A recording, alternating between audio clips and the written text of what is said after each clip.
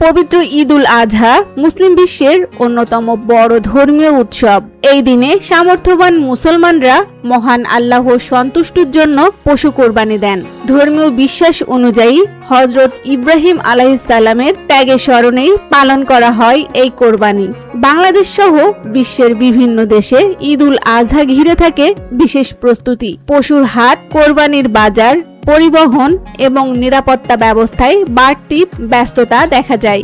রাজধানী সহ বড় শহরগুলোতে কোরবানির বর্জ্য দ্রুত অপসারণেও নেওয়া হয় বিশেষ ব্যবস্থা।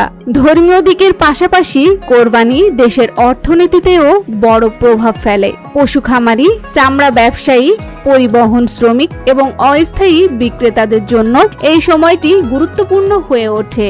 এদিকে পরিবেশ দূষণ রোধ, স্বাস্থ্যবিধি মেনে পশু জবাই এবং বর্জ্য ব্যবস্থাপনা নিয়ে সচেতনতাও বাড়ছে। প্রতি বছরের মতো এবারও শান্তিপূর্ণভাবে ঈদ উল আজহা উদযাপনে প্রস্তুতি চলছে দেশ জুড়ে।